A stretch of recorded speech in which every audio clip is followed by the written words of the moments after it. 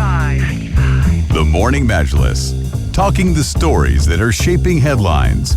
This is Pulse 95. Hey everybody, good morning. Welcome back to the program. And there's so much joy, happiness, and a lot of relief as well for expats who had been stranded, who just landed in the United Arab Emirates over the weekend as travel restrictions from South Asia had been eased. And this all started back in August 5th. For residents who've received both doses of a COVID-19 vaccine, vaccinated and unvaccinated health workers, teachers, and humanitarian cases as well, they were allowed to travel back to the United Arab Emirates from their homes in India, in Pakistan, in Sri Lanka, in Nepal, Nigeria, and Uganda as well.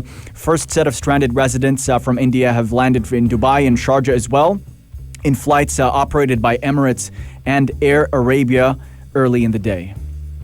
It's great to see that lots of people are returning back, and I in fact also returned back from Europe this morning, and I was very concerned in terms of what the travel is going to be like coming back to the UAE, especially with how there were requirements for people flying in from India, Pakistan or other parts of the globe. I thought I'd be in the same queue by saying, how do I get in? But to be honest, it's been great to be out and abroad. I was in Greece first, then I went to Geneva. From Geneva, I traveled around the Lake Léman, the Geneva region, the Vaud area as well. Went to Lausanne, and then went to Montreux, the other part of the lake, and different cities in Europe. And it was great to see, because the world is open, and it's great to see that the people are able to travel, especially in Europe, where things are a lot easier in terms of restrictions. You can walk around with no face masks, and you can go out and explore, but yes, you'd be wearing face masks only when you're taking a public transport, or even if you are going on a train, for example, or going into shopping malls. So that's what the world of Europe was like. Yeah, it's really great to see that there's a lot more optimism now about travel and the prospect of travel as well, especially for vaccinated people. And it's also great to get some clarification now on travel guidelines from people like you. You've been through it, and you know what it's like, and you've gone through the tests. And I think the more people talk about it, the more of a clear picture we get, because still a lot of things seem vague, right? It does. I mean, I had a lot of unanswered questions myself, because I messaged Iman Majali, who flew off to Jordan a few times. I messaged a few people before traveling to Europe, thinking, what is it actually like? And that was my purpose. And I did shamelessly post a lot on Insta stories, just so that people understand that it's all fine, actually. And this was your first trip after COVID started? After COVID, yeah. My first trip in 20 months, and I was literally counting on the plane at the time. So when I flew on the aircraft... What looks different for you? So much has changed. So much has changed. Firstly is getting into the check-in. I had to show a PCR test. Yeah, even though you're vaccinated. Even though I'm vaccinated. Even though Greece, where my first destination was, does not require you to do a PCR test before arrival, should you be vaccinated. Yeah. But the check-in desk asked me for a PCR test. So I did it just in case before my flight. And you did the right thing. I did the right thing. I was in safe hands. Yeah. After that, they asked me for a vaccine certificate, which I produced. Then they asked me for a passenger locator form, which literally every country does now. No, every country, yeah. You flew off to Kenya and you needed a form. And I needed that, yeah. Yeah.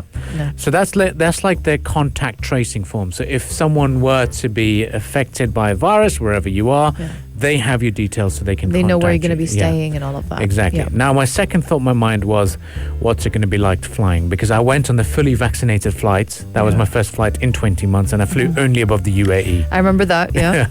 This time I'm flying away from the UAE. Yes. I had to wear a face mask when on board the whole time. That's true, yeah. It was a 3.5-hour flight, and I had to wear a face mask. I did put it down whenever I had my meals or drinking water, but the cabin crew would be there and saying, look, wear your face mask. When I landed in Greece, no issues. All they asked me was for my passport and my locator form and my vaccine certificate. They looked at it. The queues were long, or? It was free flowing. in the airport? Free flowing. I didn't see long queues both in Geneva or even in That's good. Greece.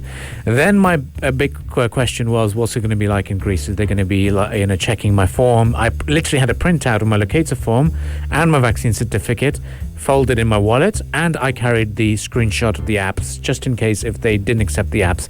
Literally, no one asked me when I was dining out for the form or anything. Walk in, no issues. If you sat outdoors, you can take your face mask off, you can eat, and when you're walking the streets, no need for face masks, and you're breeze. There's a bit of a breeze when you're walking around. So that was great. Greece was brilliant. So no policeman stopping you and telling you wear your mask. No. Security personnel, wear your mask. Social distancing. If you walk None of that, right? If you walk into shop, then they would expect you to wear face mask, and they'll say to you, do it. Please. This is in Greece. This is in Greece. Because you went to Greece and Switzerland. Yeah. Now the big question is for a lot of people saying what travel is like within Europe. Within Europe, yes. So that was my next big challenge. So I filled out another passenger locator form for Switzerland, took off from Geneva, from Athens airport, landed in Geneva. So you have to do a locator form. Another locator form. Another one. For the country you're landing in. Right. From Greece to Switzerland. Okay. Another locator form. When I took off on the plane, landed in Switzerland, usually in Schengen zones, there's no border checks. Usually. Yeah.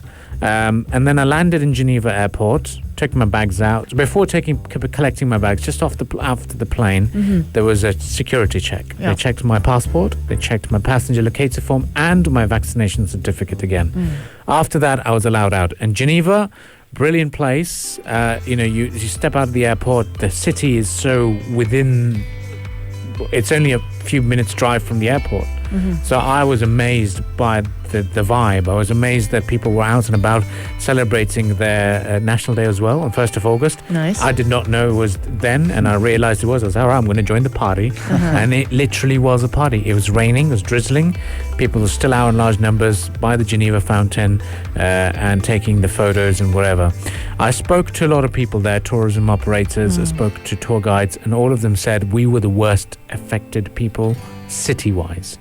As in, when the pandemic happened, Geneva relies on conferences, events. People come in for events, come in and stay in hotels. Events were gone. It was all virtual. So no one's coming. And literally they said we sadly had to shut down hotels. There's a lot of hotels that shut down. Wow. I'm sure of that, And then they also said that Swiss people, when they did their staycations, they didn't go to cities because it was congestion, right? A lot of people. Right. So they went to resort towns or villages or countryside. But now there's optimism, people loving travel, people coming in. I saw a lot of Emiratis, gotta tell you that. A lot of Emiratis were in Geneva. So lots of travelers from the South Asian region. And it was great. And then from Geneva, we moved on to Lausanne, another town in the Vaud region. Beautiful. It's a student town, so all the students were out and about. There's a vibe. Even though it was raining, people were out and about loving their time. Yeah. And it's a multi-story city, so you have to walk a lot. I clocked in Lausanne, 19,000 steps without even knowing. Wow. Without even knowing, because you just want to walk around and explore it. It's such a narrow streets, shopping-wise is great. Then we went to the other city, another town called Montreux. I found more Emiratis there. Oh. In fact, shout out Said Ghanim al-Suwaidi from Sharjah Charity International and from Sharjah Real Estate Business Group, friend of the show. He was there. We went out at one of the restaurants by the riverbank, or the lake bank, and Freddie Mercury is a massive thing in Montreux because that's where the Queen set up their studio. Musical town, cultural place, great views, and I was literally loving it, being in that part of the world. Restriction-wise, even in Switzerland, no one asked for your form for wherever you went to, dinners or anything. People are relaxed, Very nice. and they're just delighted to see you as international visitors. So it's beautiful. Well, I'm glad you enjoyed it, and happy belated birthday as well, because I know you went there for two causes. Yes. For one, the first cause being your honeymoon. Congratulations on that as well. And the second one being your birthday. Tactical. Yes. Yeah, very tactical person. It's very tactical. I loved it. And I love that he made the most out of his trip. I did, and He's like, I'm going to Europe. I'm going to go see two countries. countries. And I do want to share this experience with our listeners so that they can feel a bit easy because as soon as I landed, my WhatsApp was flooded. Yeah. Local UAE-based travel agencies contacting me saying, hey bro, can you let us know what it was like? Right. So I can tell our clients, I was like, okay, we need to do a special segment on the radio for all of you out there. Inshallah, everyone will get a chance to travel. It'll be easy. Flights will become a bit more affordable, hopefully. But it's great to see that, when you think about the UAE, reduced restrictions, you'd be thinking, are we the only ones like this? But when I went to Europe, we're on a whole new level over there. So great to see that. Well, stay with us on the Morning Majlis. We'll do a little bit of a breather and then we'll quickly move on with our topics of the day. And one of them is the tragic passing of a legendary actress. All of this will be discussed right here on the Morning Majlis. Join the conversation with the Morning Majlis, Pulse 95. It's a very sad timing for the Arab culture and Arab world, really, because we grew up watching this amazing Egyptian actress that just passed away due to the infection of COVID-19. Dalal Abdaal sadly passed away a few days ago amid 100 days of being infected with the COVID-19, and she has been in the hospital all this time. And not only that, she passed away after her husband, the comedian superstar Samir Ranam, also passed away in May from the same reason, the COVID-19 infection. So both lives have been lost due to this, due to the COVID-19. And they have two beautiful daughters, Ami and Dunya, and they're also actresses, and they are married as well to also public figures as well, one being an actor, another one also being a very important journalist or reporter in the Arab world as well. It's a very sad time for us. They're iconic actors and human beings. They used to really spread joy to everyone that saw them, whether in their works, whether in their interviews, whether in their personal lives as well. Everybody has something great to say about them. They're saying, they were the kindest hearts you can ever meet in this world, not just as actors, but as human beings. And they did leave so much behind. Yeah, it's quite a legacy indeed. And I think if you grew up here in this region and turned your TV on, you're very familiar with these faces. Dalal Abdaal had been a fixture in Arabic dramas since the late 1970s and didn't take her long to get to the entertainment's A-list, cementing her place as an icon, pretty much pouring in her soul and being into every role that she took on.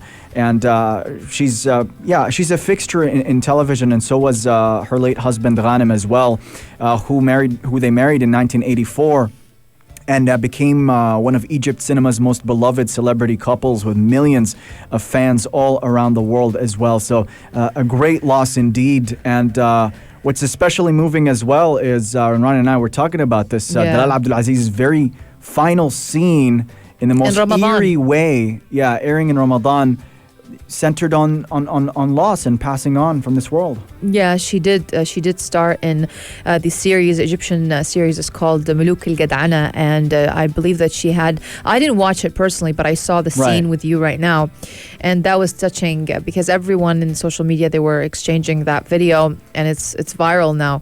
The video where she is, I believe it's her last scene that she acted in her life, and that just happens to be a death scene.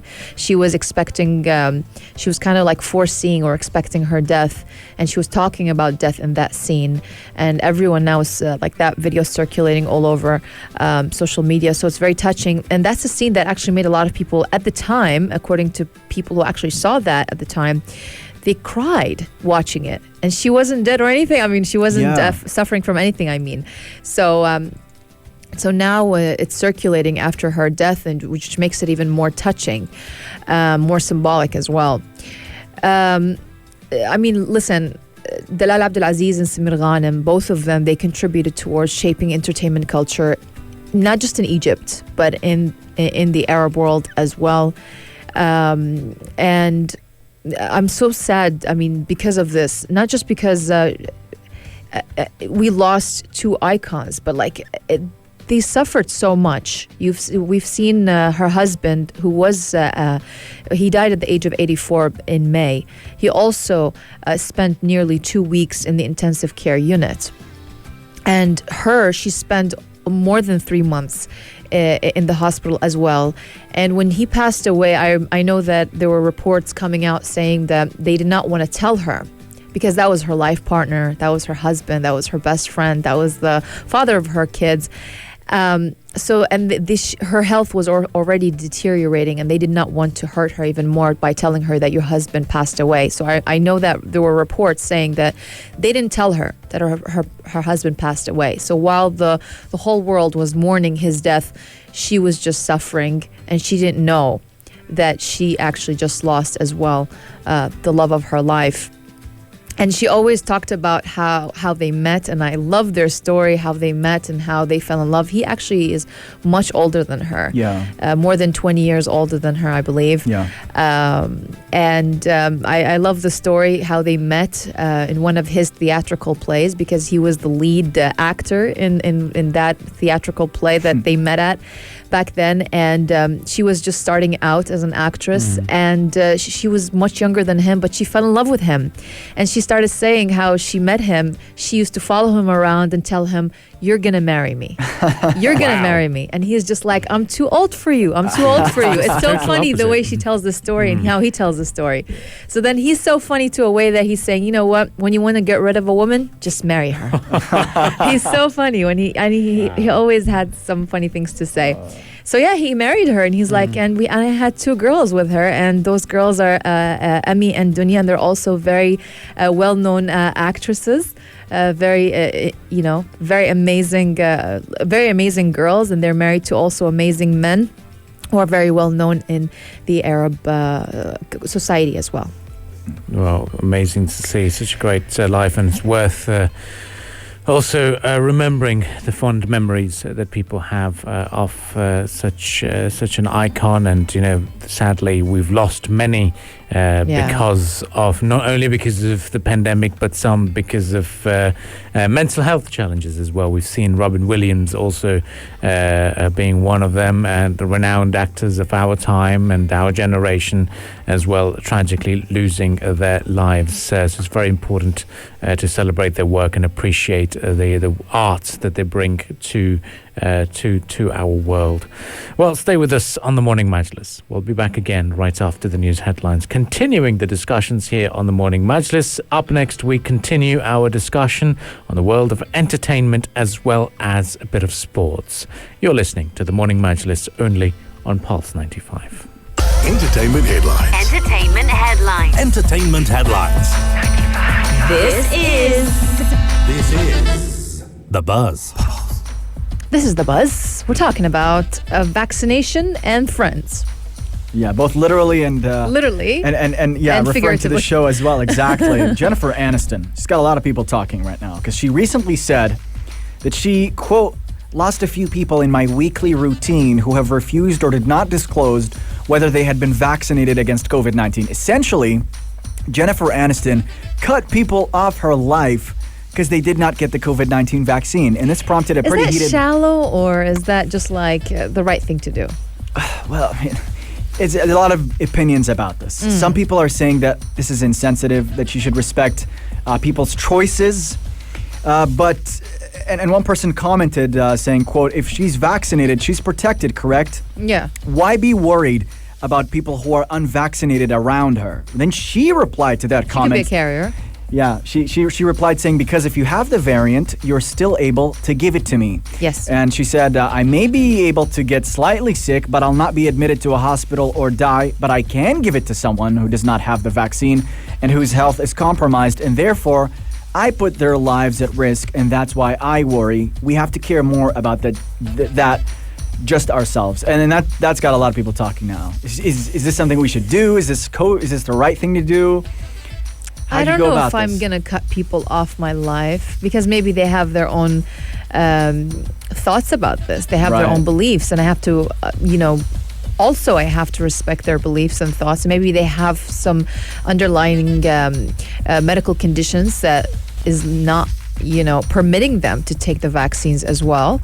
So, I got to respect their wishes as well. That doesn't mean that they're not responsible. What's not responsible is not wearing a mask, is not, abiding by, doing the social distancing and abiding by the government rules. But I don't know. Will I cut people off my life because they're not vaccinated? I feel like that's kind of shallow. I mean, there'll be different opinions. Or maybe they tried to get a vaccine, but they just couldn't, get their. Yeah, I mean, different parts of the world, you have to queue for ages. You have to queue for such a long time. Some places you have to pay for it. You have to pay for the vaccine. Yeah. We're lucky in the United Arab Emirates. Such a great infrastructure that we've got. That everyone got vaccinated. Most people got vaccinated. Mainly, if it was a drive, more than 70%. Yeah, either it was a drive-through work or it was just. It's accessible. It's extremely accessible. You just literally go on a smartphone, say, go on and book an appointment for tomorrow, day after, wherever, and you get it done.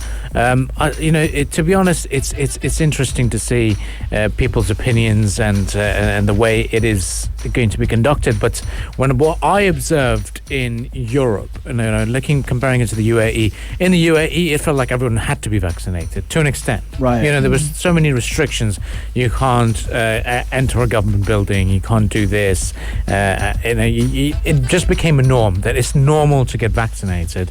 But in Europe, people are just out and about and meeting each other for dinners. Restaurants are busy, and you're thinking, "Wow, what's the situation there?" And then people in that city told me that it's only 60% are vaccinated, and that's when you're thinking, "Whoa, this is intense." So. And in places like Europe, or even in America, it's so difficult to tell people what to do because they'll have their own opinions and believe what they want to believe. So yeah, I mean, I think when it comes to interpersonal relationships and just the way I carry myself is I try to do my part, and I can't tell other people what to do. I just think it's up to the individual to decide that for themselves. I can't make assumptions about if you have a respiratory condition, if you have something that would prevent you from getting a vaccine, because there are exceptions to who should and shouldn't get vaccines. Even doctors say, do a consultation with your GP before you get a vaccine. It may not be right for you if you're a woman trying to get pregnant, for instance. So I can't judge you. I'll just do my part. I'll wear my mask. I'll do what I have to do, but I can't really dictate how other people should live their lives. That's my take on it. Well, that's the situation at the moment. The world of vaccines is an open-ended debate in general. Stay with us in the morning Majlis. Up next, we have the world of business headlines, and then we have musical entertainment before we move on with the latter half of our final hour. Here on the Majlis, it's going to be all things space flights. You're listening to the Morning Majlis only on Pulse 95. Join the conversation with the Morning Majlis, Pulse 95. Join the conversation. Text us at 4215. Would you like to go to space? What if we told you the opportunity is now up for grabs? With tickets up for sale. That's right. Virgin Galactic, they've made the headlines recently with Richard Branson taking on a manned flight to space. But now tickets are up for $450,000 a seat. That's it? What do you guys think? That's Bargain? It. Of course. What do you think, AK? Chump Let's change? all go. Yeah. Let's all go as a trio. $450. It's actually a lot. $450K. A lot cheaper than what I thought it would be, at least like back in the day, because going to space, it's such a big deal. It's only something astronauts go on, and it takes years of training and acclimating. But now it's like, hey, you just cough up a few 100,000, maybe you can get a few 100,000, that's it. Just a couple. So $1 million. 100,000, not dirhams, dollars. So 1,642,500 dirhams. Yeah. So divide that by 12. We need 136,875 a month. Just buy a property in Sharjah. I would. That's a better investment. It is. Right. Much better one. Much better one, ideally, yes. But if you were able to go to space, I'm sure if you are going to spend or save up 136,875 dirhams a month, then you've got a lot of disposable income. You've got enough to say, you know what, I'll invest in going to space. But what What will you get out of it though? That's the problem. It's just the experience, or there's a return of investment. I mean, what is the return of investment in this case? So it's funny. Is it a tangible one? Yeah, it's different for so many people. It's also like a kind of exciting thing to do, like skydiving. Like, oh, I'm going to outer space. You're gonna tell your friends I went to outer space. Who else has gone to outer space? It's such a cool story. But what's also funny is I read in the news that Ashton Kutcher, he was going to go on the Virgin Galactic maiden flight, and his wife talked him out of it. Mila Kunis, she told him it's not a smart decision. Don't do it. What are you doing? We got kids. Exactly. Don't go to space. Yeah. What are you doing? Makes Your sense. kids need it more. They have college. What if something goes wrong? That's the big thing Yeah. here. What if something goes wrong? Yeah. But if this is something, if I told my granddad saying, hey, you know what, I'm going to go up to space, he would have said, look, I'll buy you binoculars. You sit outside on the lawn, and you look up above in the skies with the binoculars, you've seen space. That's it. You've seen space. He's right. Yeah, I mean, honestly. I think so too. My parents would go crazy. What are you doing? Why are you going to space? No. What's that going to do for you? I don't know. And do it for the gram. Imagine the likes. Do they need to though? You can make so many TikToks. I mean, Your TikTok. Milk it for all it's worth. You paid a lot already. Richard Branson wanting that? Does he really need it? Doesn't really need Yeah. it. Doesn't really need it. No. That's the big question, isn't it? For example. Well, it's just great to see that this is an option out there for people should they wish to be, look at it in greater detail. But it's still open, and people can voice their opinions. If you would like to share your thoughts, you can do so too on the text line 425. Bezos. You know how he also took part in the first fully crewed test flight of one of his own planes into space. So he is expected to sell tickets on future Blue Origin flights for between 200 to 300,000. So it's kind of cheaper. Wait for Bezos. Go for Bezos. Vote for Bezos. Yeah. Well, stay with us on the Morning Majlis. That's going to be up next for Looking sure. for the bargain here. Wait to for get to Elon space. Musk. Elon Musk is going to come in on it too. Yeah, let's see what Elon Musk we'll be has back for us in again store right for us. after some more musical entertainment, and then it's going to be Super Mario. That's going to be something that we're looking forward to discussing. This is the Morning Majlis, only on Pulse 95. If you liked this episode of The Morning Majlis, drop a like and subscribe. 95. Be sure to follow us on Instagram for all our daily updates and top stories. Pulse.